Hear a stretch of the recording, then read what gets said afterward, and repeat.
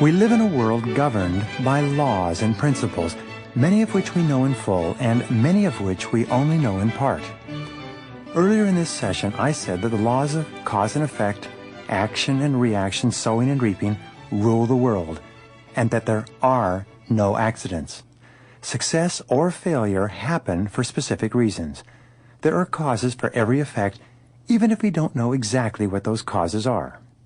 And we have to assume on the basis of our experience and intuition that these laws are largely true in that they have high predictive value.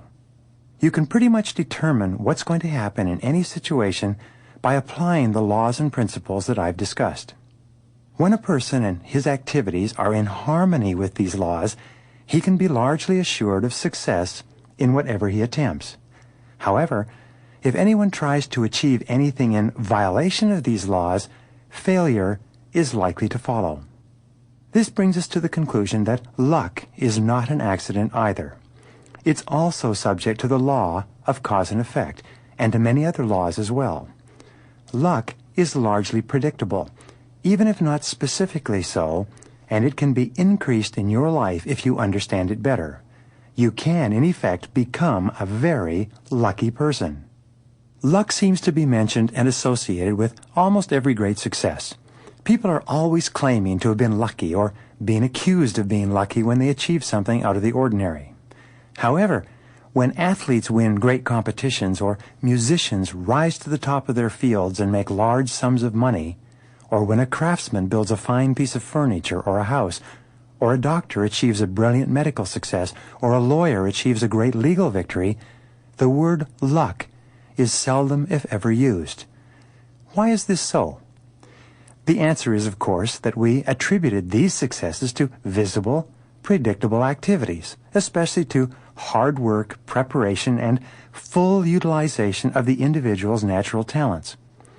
We ascribe success in these competitive arenas to the education, experience, training, and application of the individual, but we seldom accuse the person of having merely been lucky. Luck is a word that people usually use to describe things that happen that they don't understand and can't explain. You, like everyone else, have a strong need to make sense of your life and what is going on around you. Psychologists call this a need for a sense of coherence or an understanding of how things hang together. When this sense of coherence is threatened by things that seem to happen by chance, either positive or negative, we reassert mental order and peace of mind by writing it off to luck of some kind. Once you can say, he or she was just lucky, or I just got a lucky break, it gives you a sense of comfort and security and enables you to stop thinking about how and why a particular thing happened, even though it might have been a remarkable coincidence. Interestingly enough, successful people have a tendency to both feel lucky and to be lucky, and they often attribute their successes to luck. Sometimes successful people say this to avoid the envy attached to high achievement. They claim that they were just lucky so that they appear humble and ordinary in the eyes of others. Unsuccessful people, on the other hand, attribute much of the success of others to their being lucky rather than to their being talented. At the same time, they blame most of their own failures on bad luck, as though the law of cause and effect had somehow been suspended in their cases, thereby making them the unfortunate and undeserving victims of chance. Deep in their hearts, most successful people attribute their achievements to hard work, far beyond the ordinary. They say things like, "The harder I work, the luckier I get." They believe that they have earned their success and that they deserve the occasional lucky break that seems to pop up and propel them forward far faster than the ordinary. The fact is, your luck can be managed and increased by applying certain mental and physical laws that apply to luck in your own life. What you're about to learn about luck and success could change your future. There are 12 laws of luck which, in conjunction with the other laws you've learned in this program, can help you to accomplish more in a shorter period of time than perhaps you ever thought possible. The first law of luck is the law of probability. This law says that there is a mathematical probability of the occurrence of any event which can be deduced with considerable accuracy from observation, measurement, and experience. I personally have taken graduate courses in probability theory and statistics. There's an entire school of mathematics in what is sometimes called game theory that measures the probabilities of a particular event occurring out of a particular number or sequence of events. For example, when you toss a coin, it will come down heads 50% of the time, and it will come down tails 50% of the time. If you toss the coin 10 times or 1,000 times, there's still a 50-50 probability of the coin coming down heads or tails. The probabilities simply don't change, although it can't be predicted what will happen on each individual coin toss. In the 1950s, the likelihood of dying in a plane crash in the United States was approximately 1 in 1 million flights. With the dramatic increases in air safety that have taken place in the last 3 decades, the likelihood of your dying in a plane crash in the United States is now 1 in 11 million flights. We still can't predict which airplane will crash, but we know that the likelihood of your being injured or killed in a plane crash is extremely low, almost equivalent to the likelihood of your winning a state lottery or being struck by lightning. Gambling casinos are designed and built on certain probabilities of the house winning at each game. Blackjack, for example, is the game that offers the greatest probabilities in favor of the gambler, about 45%. This means that in blackjack, the house will win 55% of the time. Now, gambling casinos never go out of business because of losses, but countless gamblers go home broke because of this small percentage difference in probabilities. The first part of the law of probability simply says that you can increase the probability of an event occurring by increasing the number of events. This is so obvious as to not even require discussion, but many people overlook it. For example, the president of Amoco Petroleum, a company with a long record of finding more gas and oil than competing petroleum companies, was once asked why it was that his company was so much more successful than his competitors. He replied by pointing out that all the companies have access to the same data and use pretty much the same geologists and geophysicists and oil engineers with pretty much the same abilities. The simple reason why Amoco Petroleum was more successful than its rivals was because, he said, we drill more holes. There was no miracle. They simply increased the quantity of wells they drilled and thereby increased the quantity of proven and probable gas and oil reserves that they discovered. The second part of the law of probability says that probabilities increase with persistence. The longer you persist in a string of failure experiences or negative experiences or events, the more likely it is that you're going to get lucky. There's a poem entitled Don't Quit, which has the lines, "And you never can tell how close you are. It may be near when it seems so far." The most successful people are those who seem to persist in the face of all adversity, long after the average person would have given up, and sure enough, by the law of probability, things start to go their way. They get their lucky break. The third part of this law says that you are your own umpire in the ball game of life. What this means simply is that you are the batter at the plate swinging at each pitch in the ball game of life. In a normal baseball game, if you swing and miss 3 times, you'd be out. However, in your own personal ball game, you are also your own umpire, and only you can call yourself out. You can continue to swing as long and as hard as you want, and you're never out until you decide to be out. The second law of luck is the law of clarity, which says that the clearer you are about what you want and what you're willing to do to get it, the greater is the probability that you'll experience luck. It's been said that the 2 keys to great success in America are, first, being clear about what you want, and second, being clear about the price you're going to have to pay to get it. Well, personally, I'm a strong believer in the subject of clarity. I believe that people are happy or unhappy to the degree to which they are clear about the key issues of their lives. Most problems seem to come from lack of clarity. The first part of the law of clarity says that intensely desired goals activate your reticular cortex and make you aware of opportunities you might have overlooked. If you decide to lose weight, you begin to see all kinds of articles and information on diet, exercise, and weight loss. If you decide to earn more money, you begin to notice all kinds of possibilities for reducing your costs and increasing your income. The second part of the law of clarity says that the more you want something, the more alert you will be to your chance to achieve it when it comes. The law of clarity is closely aligned with intensity of desire and purpose, both of which make you much more sensitive to the chance word or remark that may help you. For example, some years ago, a friend of mine graduated from university in a medium-sized town in one of the western states. He got the idea that if he were to go to a place such as New York, he might discover a new business opportunity that he could bring back with him that hadn't yet been introduced into his city. Against the advice of others, he purchased a plane ticket and flew east. During the 4-hour flight, he got into a conversation with a man sitting next to him. It turned out that this man was a business development officer for a large franchise organization who had been out to his city looking for a franchisee. He'd been unsuccessful and was on his way home. The franchise turned out to be Orange Julius. When my friend asked him about his business and he got the details, he became so excited that he signed the franchise agreement right there on the plane. When they got off the plane together, my friend turned around and went back home on the next return flight. As a result of that chance meeting, which took place because he was so clear about what he was looking for, he went on to rent the last space in a new shopping center and subsequently built an extremely successful business.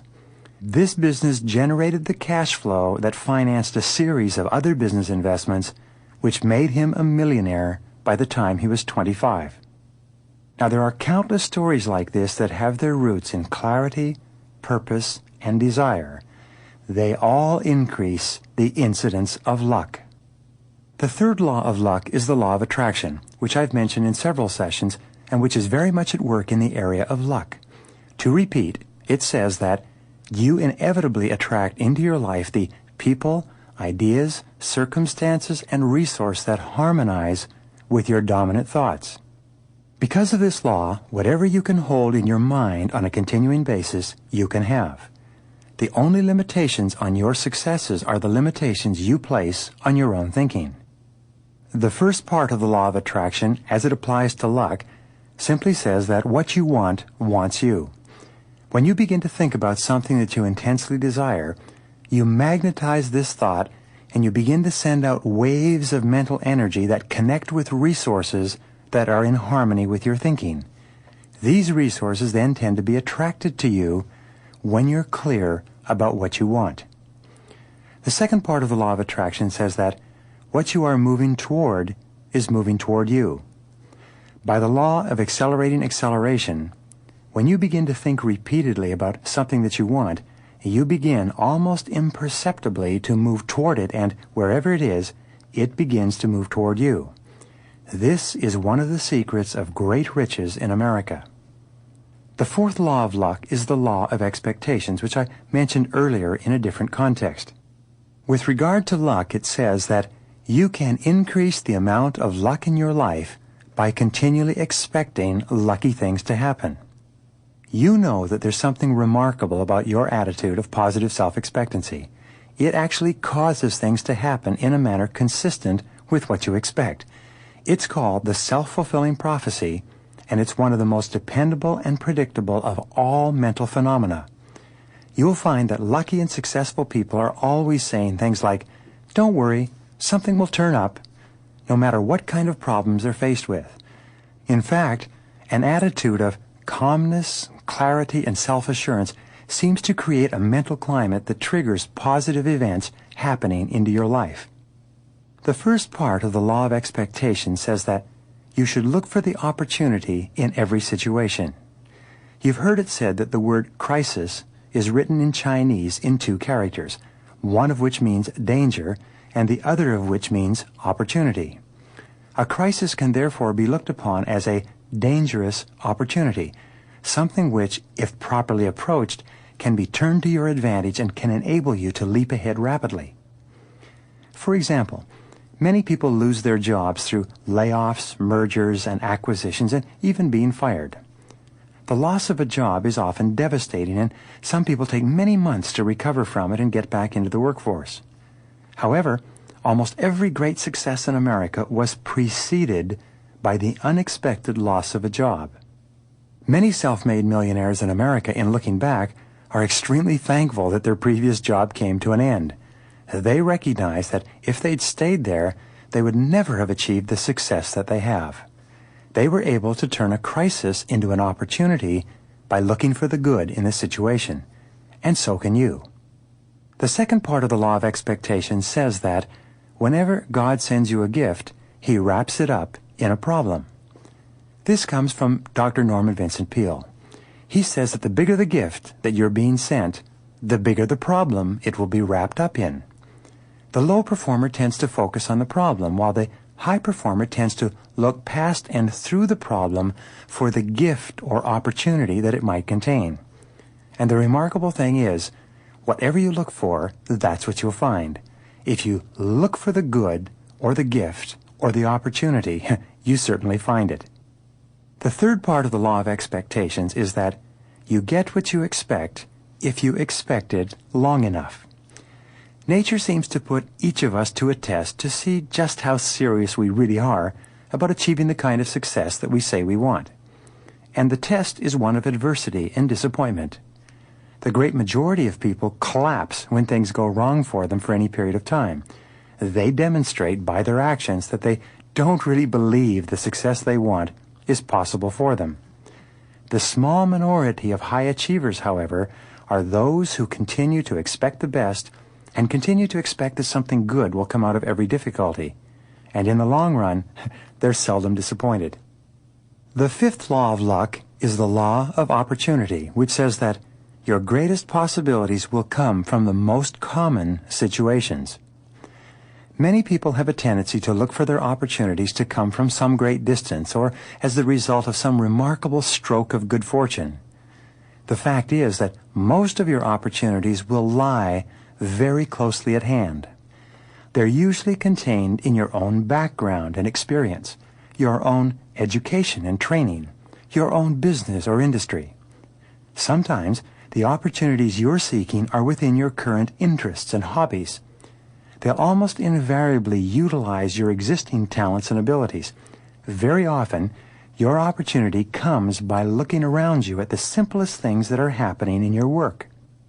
The first part of the law of opportunity says that opportunities usually come dressed in work clothes. An opportunity seldom comes fully developed.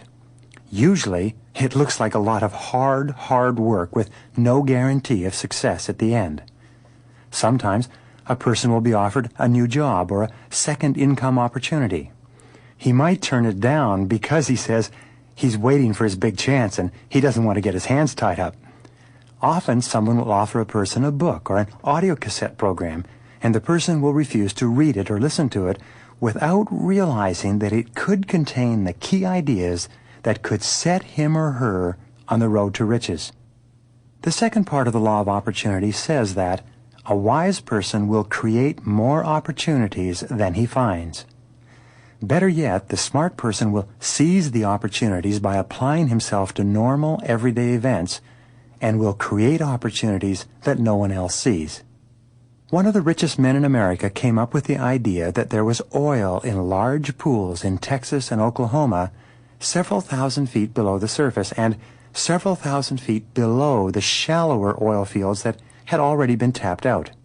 He bought up oil leases inexpensively and invested every dollar he could beg or borrow into his idea.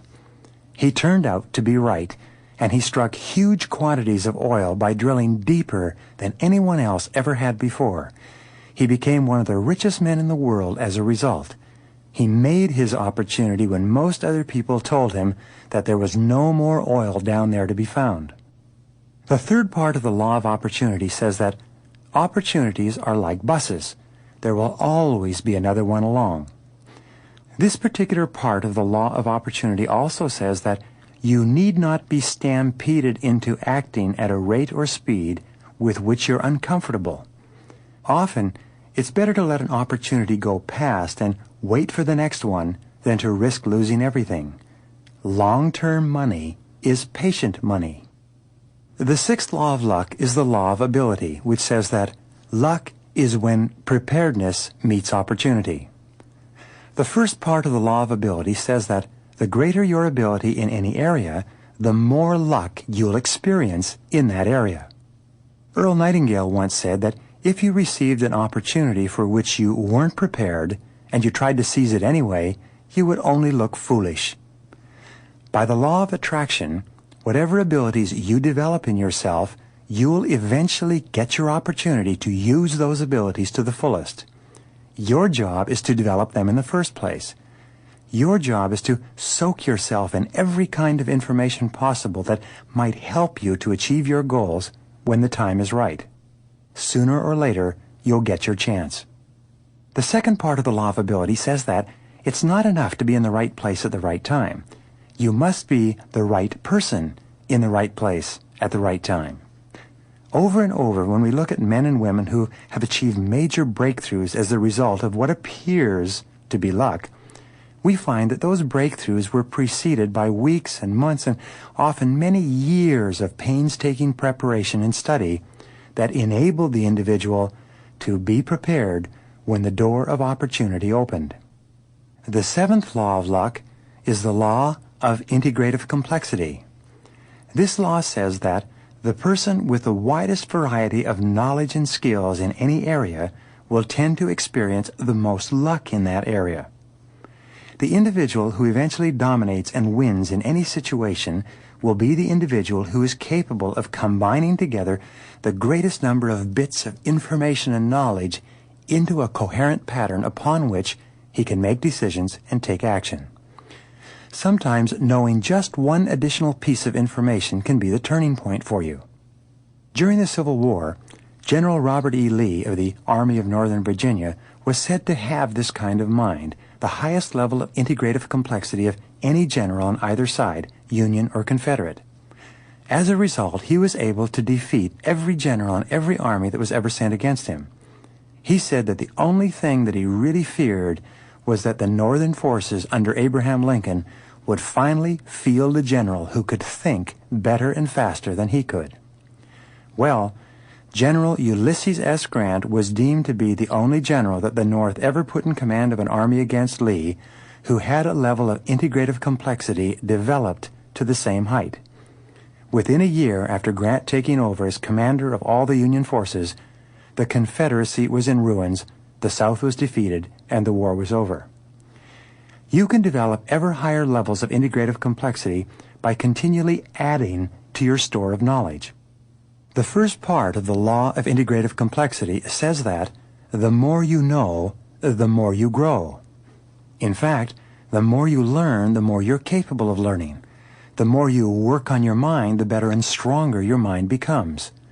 The second part of this law says that the wider the net you throw, the bigger will be your catch. Again, the law of integrative complexity, continually gathering more and more knowledge, simply increases the probabilities that you'll have the specific information or the specific insight that will enable you to turn a situation to your advantage. Fear is and always has been the greatest enemy of mankind. It's only when you conquer fear that your mind opens up to all the possibilities that lie around you. The eighth law of luck is the law of assumption, and it's something we've also talked about before. It says that incorrect assumptions lie at the root of every failure. Let me repeat. The major reason that people don't get the results that they desire is because they're acting on incorrect assumptions. Whenever you assume something to be true, you also assume that it has a certain degree of predictive validity, that acting on that assumption will allow you to achieve certain objectives. If you don't get what you expect, the very first thing that you must do is question your assumptions. This brings us to the first part of the law of assumption, which says, the continuing assumption that you could be dead wrong is the key to getting it dead right. One of my favorite quotes is from Oliver Cromwell in his address to the British Parliament when he said, in frustration, I beseech thee, gentlemen, in the bowels of Christ, to consider it possible that you could be wrong. What he was trying to do was get them to open their minds to a wider range of probabilities and explanations for the current situation. Unfortunately, many people tend to slip into a mental comfort zone and become inflexible in their thinking. However, luck comes from allowing your mind to roam freely over all the possibilities of a situation. Consider that the correct thing to do might be the exact opposite of what you're doing right now. Luck often comes from being open to such possibilities, from challenging your assumptions. The second part of this law says that questioning your assumptions will enable you to see possibilities that you might not have dreamed of. This is the hallmark of the adaptive, fluid, and flexible person. This is the divergent thinker. This is the person who speculates and who's willing to be childish, even ridiculous, in throwing out suggestions. One of the best questions that you can ask is, why? Why are we doing it this way? Could there be a better way? Should we be doing it at all? If there were a better way, what might it be? The ninth law of luck is the law of timing, which is best summarized by the line from Shakespeare in Julius Caesar, where it says, "There is a tide in the affairs of men which, when taken at the flood, leads on to fortune." Time is a fundamental part of luck or opportunity.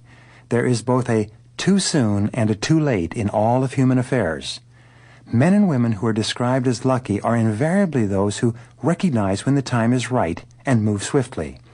In so doing, they sometimes save themselves months and years of hard work. The first part of the law of timing says that timing is everything. It also says that, because of the law of attraction, you'll get what you're meant to get when you're ready and not before. The second part of the law of timing comes from Woody Allen, who said, 80% of success is just showing up. Therefore, many successful people make a habit of being in as many places as possible so as to increase the probabilities of being in the right place at the right time. The third part of the law of timing says that the more often you try, the more likely it is that you will triumph. You can put the law of averages to work in your favor by increasing the number of times that you attempt to achieve any goal. The 10th law of luck is the law of energy, which says that the greater your energy and enthusiasm, the more likely you will be to recognize and respond to luck. It's been proven many times that the more energetic you are, the more likely it is that you experience lucky occasions. Luck requires both having the opportunity and responding quickly to that opportunity, and this requires energy. The first part of this law says that alertness enables you to see roses where others only see thorns. When you are rested, refreshed, and alert, when you're physically fit in mind and body, you're much more likely to see possibilities that escape most other people.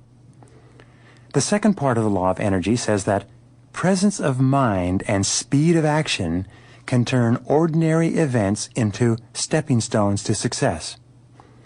Many men and women have changed the courses of their lives by seizing an opportunity quickly when it arose.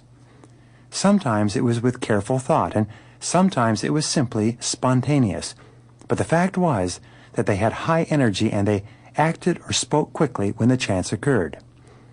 Very often, your great piece of luck can come after a string of setbacks and disappointments.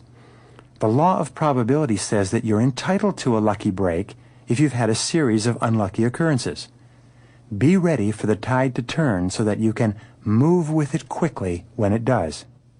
The third part of the law of energy says that when the night becomes darkest, the stars come out. When things seem to be the very worst, if you bide your time and await your chance, your opportunity will sometimes occur. Be ready to seize it and respond quickly. During the darkest days of World War II, members of Winston Churchill's cabinet were urging him to make peace with Hitler. He refused to do so and insisted instead that something would happen to bring America into the war if they just held on long enough. Even though Franklin D. Roosevelt had won the presidency in 1940 by promising not to involve the United States in another war in Europe, Churchill absolutely believed that something would happen that would change everything, if he held on long enough. And on December 7, 1941, the Japanese, on the other side of the world, launched a surprise attack on Pearl Harbor. When Adolf Hitler heard about the surprise attack, he had to ask one of his generals where Pearl Harbor was located. He had no idea of the geography of the Pacific. But nevertheless, in a fit of excitement, Hitler, for no obvious reason, declared war on the United States. The next morning, Franklin D. Roosevelt went before the U.S. Congress and declared war on Japan, calling it a day of infamy. And, by the way, he said, because of the declaration by Germany, he was also declaring war on Germany, and from that moment on, America would be supporting England. Winston Churchill had turned out to be right once again. His luck had turned. The 11th law of luck is the law of relationships as it applies to luck.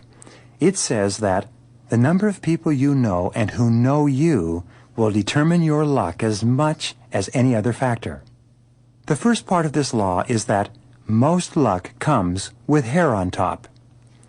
Most of your luck arises from the contacts that you have with other people and from the decision or desire of other people to help you.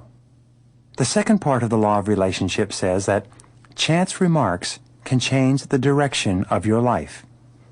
A most remarkable thing about luck is that it is often contained in comments from friendly strangers who you meet in passing. Sometimes a person will make an observation or pass along a fact that is the critical part of the puzzle you're trying to solve. Mark Twain once wrote that his whole life was changed when a piece of paper containing a short essay blew against his leg when he was walking down the streets of Hannibal, Missouri, as a young man. He picked up the paper which someone had dropped and read it, and it changed him forever. Sometimes someone can suggest that you read a book or take a course or meet a particular person. Pay particular attention to these inputs. Remember, what you want wants you. Your luck will often appear in the guise of a stranger. Be alert and sensitive to the fact that luck is often very playful and comes to you in a joking manner from a direction that you least expect. Keep an open mind and be willing to pursue these chance circumstances. The third part of the law of relationships as it applies to luck is that when the student is ready, the master will appear. This is another example of the laws of attraction and expectation and cause and effect and a whole lot of other laws. It says that when you develop a divine discontent and you're sincerely committed to changing and improving your life, someone will appear, either in the form of a book, an audio tape, a course, or a teacher, and will give you the critical piece of information that you need at that time. The 12th law of luck is the law of empathy. It says that if you can see the situation through the eyes of the other person, your perspective can reveal unseen possibilities. This is especially true in the world of business, of sales, and all personal relationships. Stephen Covey says, "Seek first to understand, then to be understood." Make every effort to view the situation from the perspective of the other person, and you'll often see things you would have missed otherwise. The first part of the law of empathy is the old Indian saying which says, "Walk a mile in the other person's moccasins." When you develop a deep sense of empathy for the problems, difficulties, and needs of other people, you'll often see how you can satisfy them in a way that no one has ever thought of before. The second part of the law of empathy, which is a key to success in business, says simply that if you can see John Jones through John Jones' eyes, you can sell John Jones what John Jones buys. Ask yourself, what is his perspective? What does this person see? What does this person want, and what is he willing to pay for? When you put all these different laws together, the laws of probability, clarity, purpose, attraction, expectation, opportunity, ability, integrative complexity, courage, timing, energy, relationships, and empathy, you begin to realize that luck is largely predictable, and you can dramatically increase the incidence of it that you enjoy in your life. You can bring the powers and forces of nature together to work for you in a constructive and positive way to help you achieve your goals. Luck and good fortune increase in every area of your life if you'll simply do the things that we've discussed and develop the qualities practiced by other lucky and successful people.